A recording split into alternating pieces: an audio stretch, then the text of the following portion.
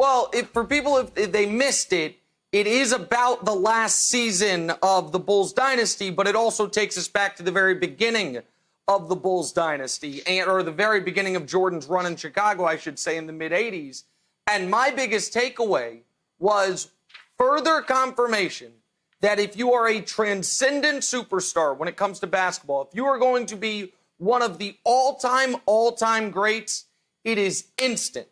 Michael Jordan was 23 years old, and he scored 63 points in a playoff game against one of, if not, the greatest team ever up to that point, the '86 Celtics. When Kareem was 23 years old in his second year in the league, he won league MVP en route to winning finals MVP. Duncan's 23, and he's finals MVP. Wilt's 23, and he sets a then NBA record 53 points in a playoff game. Go up and down the list. Bill Russell, 23 and a champion. Kevin Durant, 23 and makes his first NBA Finals. Kobe Bryant, when he was truly 1A to 1B to Shaq's 1A, 23 years old. LeBron James, the 48 special against Detroit. Well, he was 22, but we should expect that. The point is, though, that all of these guys, there is no, are they going to get there? Is there? I'm not sure. It's if you are that type of player, it is like that. And for the vast majority of those guys, in fact, for all of them,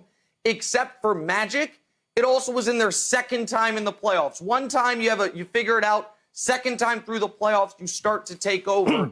And it was a reminder to me, Wildes, that for Jordan, we look at Jordan as being the greatest player ever for some, or certainly at that point, the greatest player ever once he started winning championships. But for the guys he was competing against, Wildes, they looked at him as potentially the greatest player in the league by game 100, by game 120, and that's what we saw last night, Kevin. Yeah, that's interesting, Nick.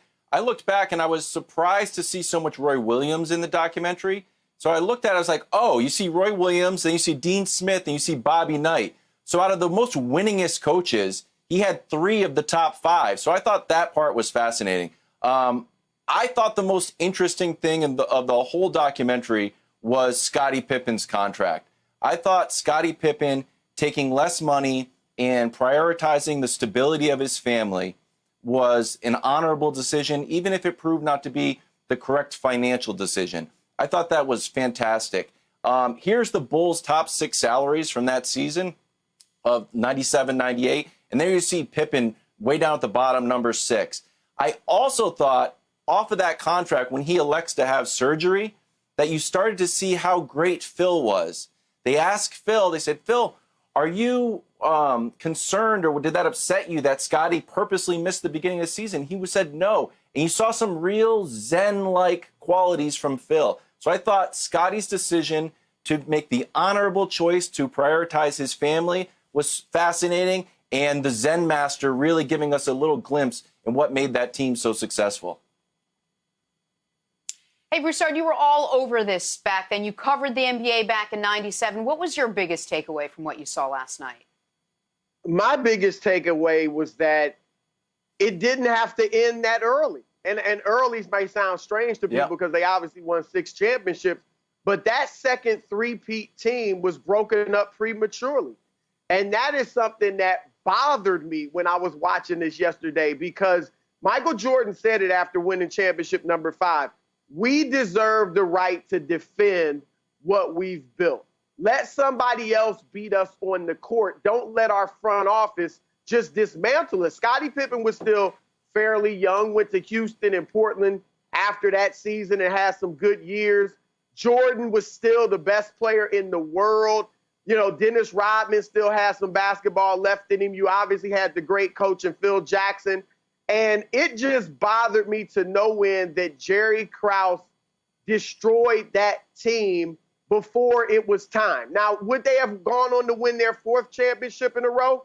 I don't know, but I would have loved to have seen them play Tim Duncan and David Robinson of the Spurs, which would have been the matchup if they had gotten to the finals in '99. And I tell you this, and I know there's going to be a lot of comparisons to the players of today, and particularly LeBron James. I don't think we should do that with every little issue.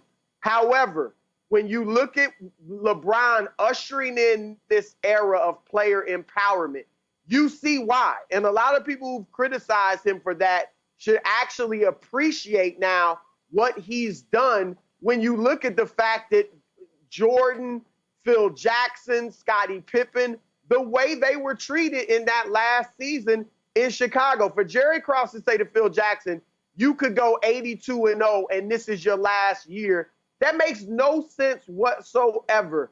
And so Scottie Pippen is, as was said earlier, the 122nd highest paid player in the league.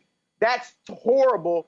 And so you see why LeBron, and don't get mad at LeBron and Kawhi Leonard and Anthony Davis and these guys who are now taking their future and their destiny into their own hands because they don't think management or ownership will always have their best interest at heart. And we saw that in this documentary. That's such an interesting point. We are going to discuss that. But, so much of Michael Jordan's personal life has been chronicled. So much of what he did on the court has already been chronicled. And then you see everything play out last night leading up to that final season. Nick, what if anything, surprised you from what you saw? Well, so two points. One, in quick response to Broussard, which I think was a great point, that we now look at it like it was broken up prematurely. I do wonder if that actually was good for the legend of Michael Jordan, that we never saw him lose. Because that 98 years, spoiler alert for folks that don't know it, they were teetering. They got taken 7 games by a good but far from great Pacers team. They were on fumes in those NBA finals en route to beating the Jazz. So you do feel like had Jerry Krause not broken it up, it would have broken up on its own. And then maybe Jordan isn't the perfect 6 for 6, which I know so many people hold in better regard than if he were 6 for 7 or 6 for 8. But Jenna, to answer your question, what was I most surprised by? And there's a famous quote by a fictional character, Rust Cole. It's time is a flat circle. I have a new quote that I hope can gain something close to that notoriety. All right. And the quote is this: old people be lying, okay? Old people be lying. And here's what I mean. It's not going to take off. Zion Williamson comes back, and his first game back, he's on a minutes restriction. And we are told it is the softening of America. It is young folks run amok, and it wasn't like this back in the day. That was a minutes restriction. I watched a game in the mid-'80s last night. Michael Jordan was on a seconds restriction. The GM came down, said 17 seconds, he cannot play. I've heard for the last few years, Broussard, that tanking is a new thing that Daryl Morey and Sam Hinkie and all these analytical people invented, and it's the bane of basketball existence. I watched a team in the mid-'80s last year that tried to potentially tank their way out of the playoffs. So, to that I say, old people be lying. What is old is new, what is new is old. And Broussard, I put it on you as the resident basketball historian, not the resident old person, but you might be the oldest person on the show, to remind America that it's always been like this, Broussard. You know what, Nick? I have to give you kudos. That was a great quote you just gave. Old people be lying, because I looked at it the same way. Michael Jordan and Danny Ainge went golfing the day before he scored 63 points against the Celtics. All we hear is, oh, they hated each other, guys, back then. There was no friendship. These guys were arch enemies. Jordan and Magic didn't get along. Jordan and Bird, Jordan hated the Celtics. No, I know Isaiah Thomas, the legend. He would go into the Celtics locker room during the finals before he got there and bask in their winning. Go to the Lakers locker room because he was friends with Magic and bask in their winning. He's told me that's how I learned how to win. He was close with Kevin McHale. McHale let him come along for the ride and learn from the Celtics. So, this notion that the players of yesteryear were so tough and hated each other. No, Jordan and Ainge were out golfing. They were golfing buddies, for goodness sake. So Nick is right. Old people be lying. Older people than me. Oh, God, don't give this any credence. Wildes, what surprised you? Well, before I get to my surprise, because I missed it the first time, I need to say, total transparency, congratulations. My wife is an executive producer on the film. She's upstairs. Libster, we're saying nice things about you. And the entire team. that made this documentary happen. Like, I've been in sports for 25 years, and I've heard about this footage for 20 years. So I've just big kudos to everyone in the entire team that made this happen. My other big surprise, and I think this will play out later in later episodes, was how hard it is to be Michael Jordan. And it's when the audio guy wants an autograph, and at the end of that Paris game, a player comes over like, "Can I have your armband?" And Michael's like, "Yeah, whatever."